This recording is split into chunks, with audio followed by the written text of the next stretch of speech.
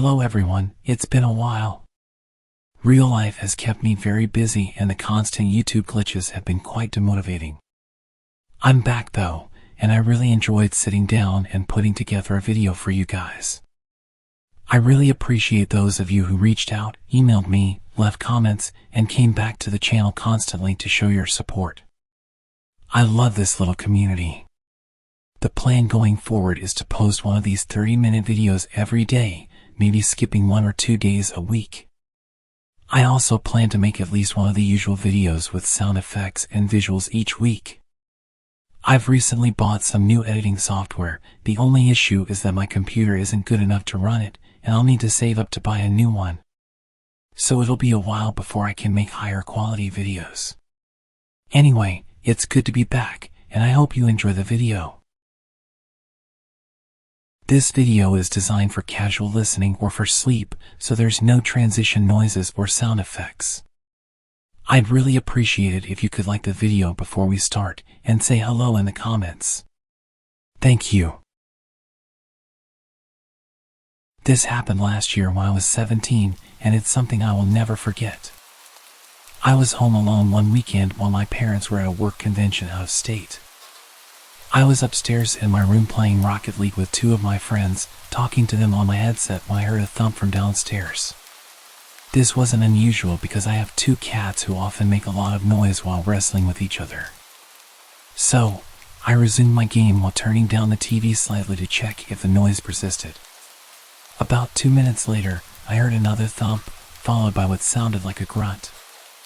I told my friends about the thumps, and they urged me to check it out, so I did. I began my walk downstairs, thinking my cats were wrestling rougher than usual. But as I got halfway down the stairs, I froze. I could hear what sounded like men whispering to each other coming from the living room. Crouching down to get a small peek into the living room, I saw 3 large men covered in all black, walking around. I can't describe the feeling in my chest when I saw this. Slowly crawling up the stairs from my crouched position, in typical horror movie fashion, the very last step made a very loud creak. The entire house was silent now, and I knew they heard it. Thinking on my feet, I ran quietly to my room, threw on my headset, and told my friends to call the cops and send them to my house.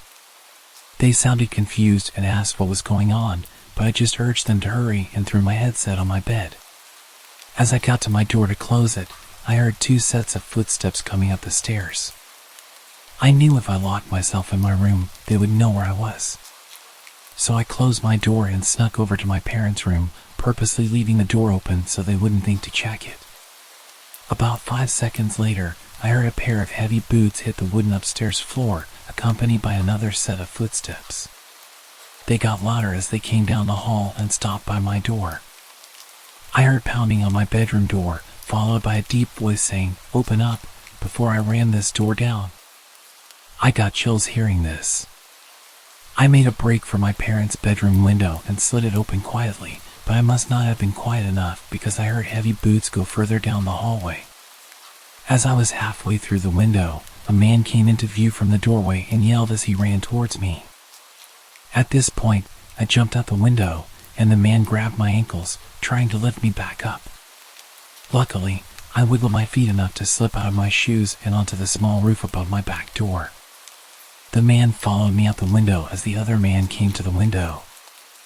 I panicked and jumped off the roof, landing awkwardly on my left ankle. The commotion upstairs caused the 3rd man, still downstairs, to spot me through the porch window and run outside to chase me down. I made it to the backyard gate, limping on 1 foot, before the man grabbed me and pulled me back into the yard. I tried to yell, but the man covered my mouth as the other 2 men climbed down from the window. All 3 of the men grabbed me and tried pulling me back into the house. As they got me in the house, I heard the relieving sound of police sirens pulling up. The men looked at each other and said, "Shit," before pushing me to the ground and fleeing out the back door. Limping on my one leg to the front door, I yanked it open and yelled that the men were in the backyard. 3 officers ran into the backyard while 1 officer helped me over to one of the police cars. They only caught one of the men, while the other 2 escaped over the fence. They threw the man into the other car as the officers came to question me. Shortly after, my two friends, whom I was playing with, pulled into the driveway on their bikes and rushed over to me to see if I was all right.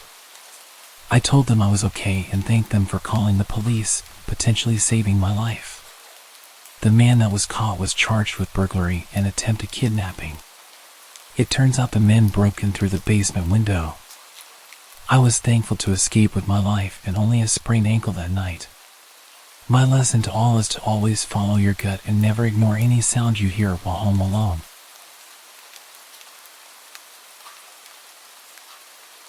My roommate was out of the house for the week, so I had the place to myself. It was spring break, so my college classes were out. I had no plans and really nothing I needed to do.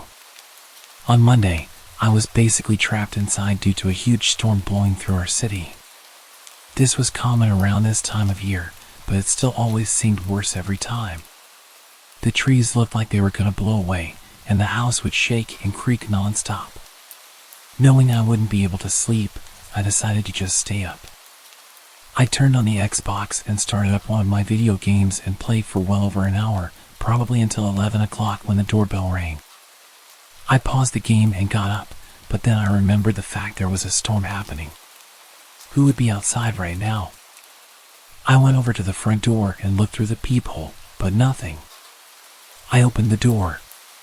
The wind and rain hit me right away, but when I looked around, I didn't see anyone. I closed the door and thought maybe the wind had somehow rung the doorbell. I don't know, it sounds dumb now, but what was I supposed to think?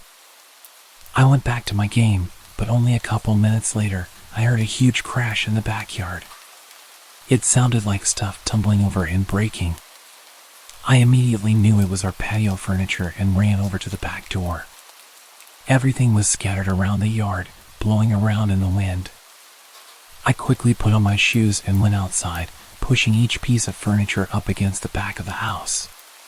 The wind was so heavy it would even hurt sometimes when the water would hit my face.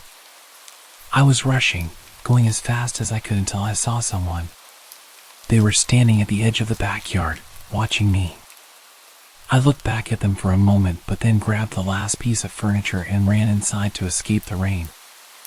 I looked at the back door as I dried off, but the person was gone. Between that and the doorbell ringing, I was a little bit nervous. I sat in the living room this time, just scrolling on my phone because I was tired of being interrupted. After a while, I struggled to keep my eyes open. I got a blanket and laid down on the couch. I didn't feel like going upstairs, and the storm was much louder up there. It took a while, but eventually, I drifted off to sleep. A few hours later, still well into the night, I woke up from a sudden burst of heavy wind outside shaking the house. I pulled the blanket to the side and sat up, moving my feet to the floor as I prepared to go check if the furniture outside was still there. But just when my feet touched the floor, they were soaked. It woke me up immediately. I looked down and saw a puddle on the ground right next to the couch. Then I saw another and another, leading in a line across the floor. Inside the puddles were faint muddy shoe prints. I stood up and ran to the corner of the room, heart beating rapidly in my chest. After a minute of hearing nothing but the wind outside, I slowly followed the shoe prints. They led all throughout the house, upstairs and downstairs, but I could clearly tell that they entered through the back door, which I had stupidly forgotten to lock in the rush of getting out of the rain. I locked it and pulled my phone out to call 911, but then the thought crept into my mind, what if they're still inside? I stayed quiet and moved into the corner of the house where I felt the most hidden and called. I waited in silence for them to arrive. When they did, they took a look around, seeing everything I saw, but nothing more. They told me it seems like a personal attack because nothing was missing, and they were clearly focused on my house in particular. However, they walked right up to me while I was sleeping and seemingly did nothing but watch me, which is super creepy but doesn't make much sense. If they wanted to do something to me, they would have at that moment. After some thought, this had led me to believe that whoever it was had actually come from my roommates. They saw me, then looked around the whole house, and then left, doing absolutely nothing. So if this was a personal attack and my roommate was there, I think things may have gone a lot worse than they had.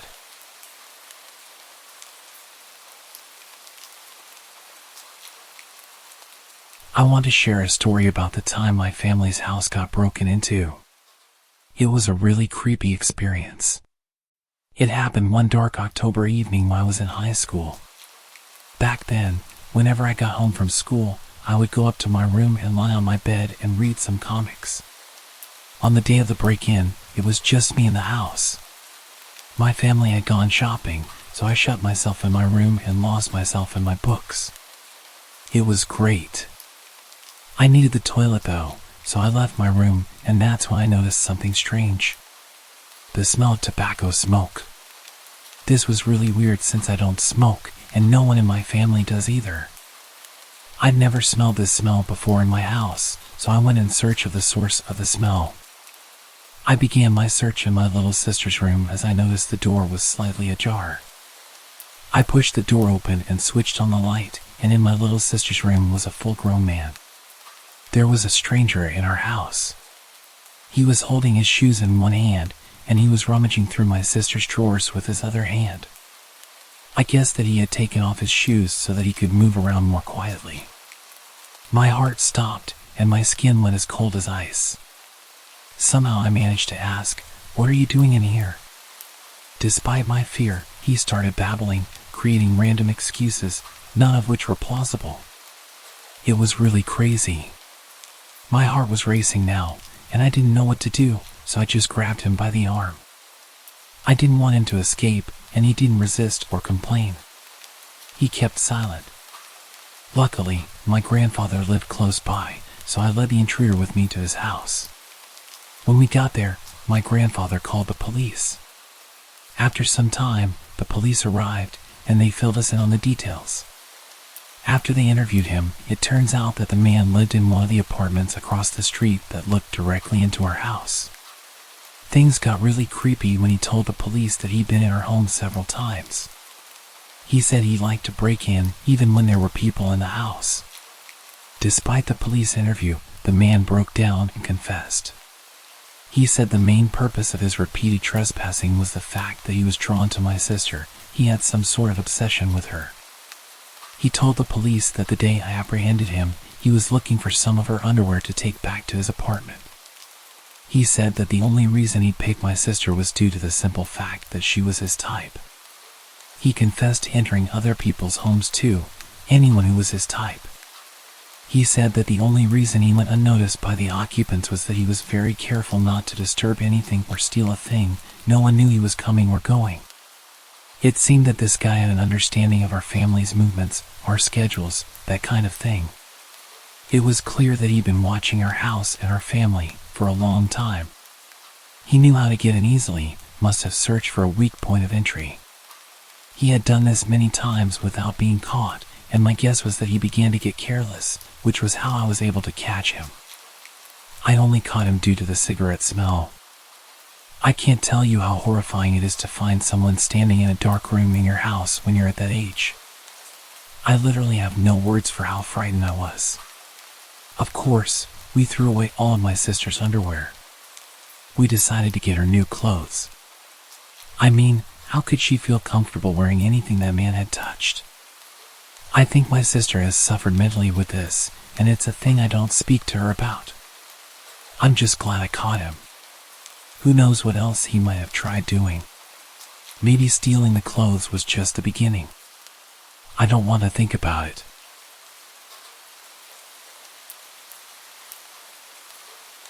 This happened yesterday while both of my parents were at work. For context, my dad's a mailman and my mom is an RV saleswoman. They're always on their feet, so neither can pick up their phone very quickly.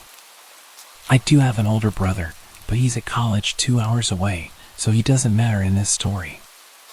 I was sitting in the living room with my dog when I heard people talking in the hallway. This isn't unusual because I live in a third-floor apartment and there's a noisy family next door that brings over friends a lot. This was also a Saturday, so I wasn't expecting complete silence. I obviously just ignored the talking since it's not that loud, and I had headphones on. But my dog perked up and walked towards the door with an alert posture. The hair on his back was sticking up, which he never usually does. So I got concerned and took my headphones out. This is when I heard the voices from before, which were two adult men yelling very loudly in the apartment hallway.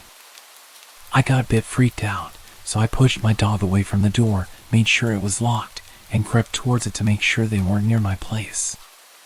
When I looked out, I couldn't see either of them, and because the only blind spot in my peephole is directly to the right, I knew they were at my neighbor's. As I'm leaning against it, my whole front door starts shaking because the men are banging on the neighbor's door and still yelling things like, "We can hear you," and "Come out." But I didn't want to show that I was home. At this point, I grabbed my dog and pulled him into my room while I tried to call my dad, who luckily picked up after a few rings. He told me that I should just stay in my room and stay quiet, and that they would go away. I did stay in my room for the most part, but I called my best friend just to have someone on the phone because my dad couldn't stay talking to me. My room is the furthest from the door, so they definitely wouldn't have heard me whispering to my friend about the situation. After about 5 minutes, I stopped hearing the banging. I told my friend I was going to check if I could hear anything. When I got out there, I didn't hear the banging anymore, so I moved closer to listen. I looked out of the peephole and I could see one of them pacing. I freaked out again and started creeping back to my room. That's when I heard one of them say, "Maybe we got the wrong house." This threw me into a full-blown panic attack. Since my identical apartment door is 5 feet away from my neighbor's and all the others are down a hallway, if they didn't even know the exact number and they obviously weren't scared to bang on an apartment door so aggressively, they would probably come to my door. So, again, I pulled my dog into my brother's room since it had a lock, and I camped in there. I waited for about 10 minutes before I heard the banging calm down again. I couldn't hear any talking from my position. I was texting my friend, who also lived in the complex, about what was happening. That's when the banging started again, but this time they moved to my door. They went through the same routine, but they were much more aggressive. I could hear them slamming, kicking, and hitting my door, all while yelling for some guy to come out. I called my brother later, and he told me there's no way he could have been involved in this, especially because he's 19, and those men had to have been at least 25. I called my dad again, and in his panic, he told me to go out of the room and tell them there's no guys in the apartment, that I'm just a girl. But I just told them I'm gonna call the cops. I know they weren't just looking to break down a door, and that they were targeting this guy who did them dirty.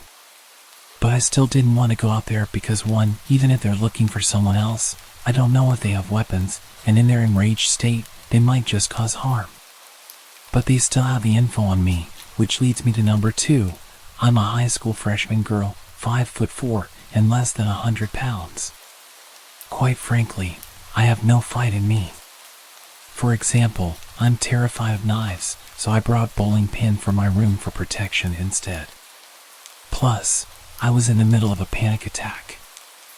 I stood no chance against 2 adult men at my door, so letting them know I'm a teen girl home alone isn't the best idea. I sat next to my locked bedroom door with my dog as I called the cops.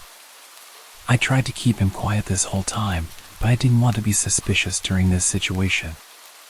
I made sure not to talk to my friend while I was out of the room to keep quiet and tiptoe everywhere so they didn't know anyone was home besides the dog.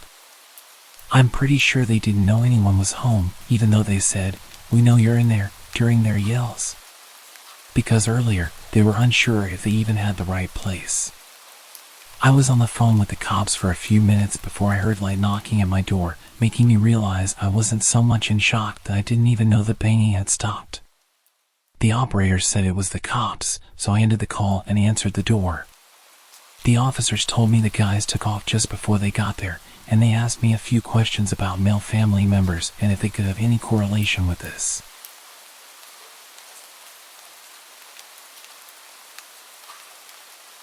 When I was 19, I was a Marine and had stupidly used my military perks to get a home loan and bought my first house. I moved a barracks room worth of stuff into this place that seemed to me like a palace. Of course, I went out and bought some bar stools, a futon to sleep on until I got a bed, and some used coffee tables for my TV. I also had my dog with me. As I unpacked my meager belongings in the living room, I noticed a car had pulled into my drive and blocked me in. I walked out, and there stood a man offering to sell me a home security system. The man was dressed in khakis and a polo with a name tag that I can't recall, and the car didn't have a logo on it. It should have been a red flag for me, but I figured that some people on the job didn't drive company vehicles. He gave me his card, but I don't even remember the name of the company he told me he was representing. Cue the friendly salesman, giving me his pitch about needing a system and all the perks that would come with being able to watch the exterior of my house at any time. As a low-ranking military member, I knew I couldn't afford yet another thing, so my mind was working to try to get this man to go away. I even considered ninja chopping him or whatever it is that we Marines do in hand-to-hand just to get him to leave. But I'm a sort of passive person. I'm too nice. Nah, let's call it polite. I won't be rude to someone doing their job.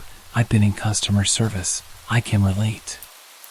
I tried politely declining his offer after he had tried to show me some stuff on his iPad, but you know how persistent these types are. I'll admit to my own stupidity when answering his questions, like giving out too much information. Do you live alone? No, I live here with my wife and our 3 large dogs. At least I added in the large part. Her and her dogs hadn't actually moved in yet, and hers were just fat, though they were more vicious than my own good boy. But 2 women living together probably seemed like easier targets. I also mentioned being a Marine when he asked. He seemed a bit shocked, but wouldn't be deterred. What kind of security system do you have? My dogs and me. Not the best answer I could have given. I wasn't exactly intimidating. I mean, I would be terrifying if I had a gun or something. I've been using them all my life, and I've never missed a target, alive or inanimate. If you would invite me in, I can show you the best places to set up cameras, he mentioned more than a few times. Each time made me more and more creeped out, thinking that he was wanting to potentially rob me, not that there was much to take. Despite being a victim of assault in the past, all I could consider was a possible burglary and made sure we stayed away from my house while we talked. We were outside for about 15 minutes total, me spending most of that time trying to politely get away from him and retreat inside. I was losing my mind with the social niceties and just walked away, leaving him standing alone in my front yard. I walked into my house and locked the door. He got into his car and left. I thought nothing more of it. After some unpacking, I couldn't do much. I had nowhere to put most of it. I ate some junk food and put together the futon. I got it all decked out with my fluffiest blankets, made sure the doors and windows were locked, and went to lay down in the living room. Looking back, I'm not sure why I didn't put it in a bedroom. They all have blinds, and the rooms take a bit of getting to. Perhaps I wanted to be near an exit. For some context, my back door is a double glass pane door. At the time, I didn't have curtains on it, but I did have blinds on the kitchen window.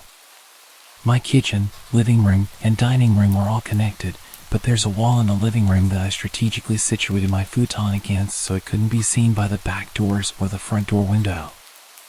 Call me paranoid. I had been laying down for a few hours, and at about 11, my dog got off the futon and went to the back doors. My dog is large and looks like a Rottweiler, but he's never hurt anything in his life. He'll greet strangers at the door with a tail wag and hardly barks. He stood back there for a bit and whined a few times. I ignored him, it was probably a squirrel. But then he started growling, a sound that I'll never forget. It sent terror straight through me as I sat alone in the dark. I had only ever felt that fear once, when a mountain lion screamed, and I realized I was powerless against nature. The point is, these sounds are designed to scare you. And it petrified me. I was frozen and wanted to whip out, to hide, to call the cops, but I realized if someone was out there, they'd for sure see my phone light and know where I was. So while my dog stayed stationed at the back door, I talked myself up just enough to move off the couch and investigate, still scared out of my mind. I slunk to the kitchen and grabbed a kitchen knife, one of the only utensils I had, and crept to the kitchen window. I was squatting amongst the cabinets so that I couldn't be seen from any windows, trying to gear up to peel back the blinds. My brain was telling me irrational things, horror stories that I had read come to life. To be real, I was ready to punk out. I'm not a brave person. I was in communications, for God's sake. Pretty far from any life-threatening situation, while not one that involves people at my house. In the one space that I should consider safe. My hideout, my protection from anything outside wanting in. I've always been afraid of home invasion. It stems from an incident when I was younger that isn't really worth mentioning further. Point is, if someone dares enter my safe place, it's not safe anymore. I thought I couldn't get more scared in that moment, but then I saw a male figure in my backyard, and my heart jumped out of my chest. He wasn't very far from the window I was looking out of. He was bold enough to not wear anything over his head, and I saw the blonde hair in the moonlight. It only took me a few seconds to recognize the security salesman in the dark. He was on the edge of my porch, watching my back door. Watching my dog.